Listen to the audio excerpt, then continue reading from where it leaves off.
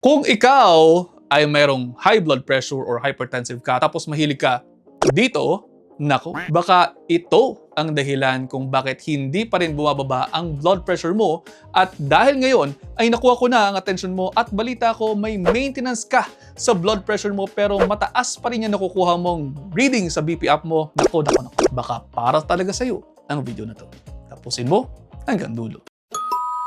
Maraming pasyente na ang nakapunta sa aming klinika. Sinasabi nila na, Dok, uminom naman ako ng pang-maintenance ko sa blood pressure ko na bigay ni Dr. Pero bakit mataas pa rin ang blood pressure ko? Nako, hindi po in isolated case. Marami pong mga pasyente ang mga may maintenance na pumupunta sa amin pero hindi pa rin po control ng BP. Ang usual na problema, may sumasabotahe sa diet mo. At isa sa mga common na nananabotahe dyan, ang sodium. Opo, sodium na po pwede mong makuha sa asin. Ayon po sa WHO, kinakailangan lamang na asin sa isang araw kung mayroon po kayong hypertension, less than 1 teaspoon every day. Pero hindi lamang naman po galing sa salt shaker ang sodium. Kahit na hindi mo naman ginagamit yung salt dispenser mo o yung salt shaker mo sa mga social na mga tao. Pero kumakain ka pa rin ng mga processed meats, katulad ng mga hotdogs, mga bacons, at mga instant noodles na katulad dito, madalas din ng mga canned goods na kinakain nyo na sinasama dito, mga fast food meals, at mga seasoning powders, malamang sa malamang, sumusobra ka na sa dietary sodium intake mo. O, alam mo ba na yung isang pack ng ganito na instant noodles po pwedeng magbigay sa inyo ng around 1,600 to 1,800 milligrams of sodium.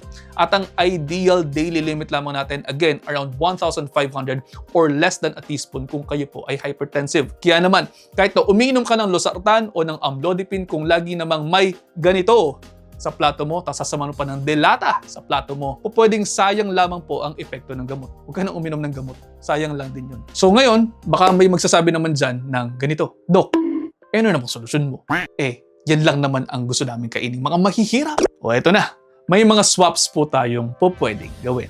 Kung madalas po kayong instant noodles, pwede naman pong gamitin yan, pero wag na po kayong gagamit ng seasoning. Gumamit na lamang po kayo ng totoong gulay. Ngayon, kung mahilig naman kayo sa fast food burger, pwede po kayong gumawa ng sarili niyo ng burger. Gawin niyo lamang po tofu burger. Lagyan niyo ng mas maraming lettuce. At kung mahilig naman kayo sa mga corned beef, okay lamang naman din po yun. Pero pwede po kayong bumili ng ground chicken. Lagyan niyo po ng garlic powder at herbs at iluto as desired. Magdagdag din po kayo ng mga green leafy vegetables sa inyong mga plato. Mayaman po yan sa potassium na makakatulong sa inyong mga puso at sa inyong mga blood pressure.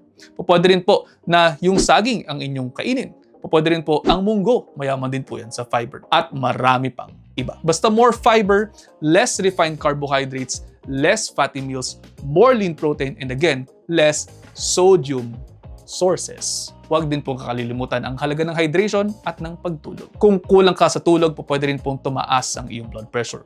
At itong video na to, para din po sa mga bashers nating lagi na lamang nagsasabi na kaming mga doktor, puro na lamang synthetic. Hindi po yun ganoon. Kaming mga doktor, naniniwala po kami sa evidence na sinasabi ng mga pananaliksik.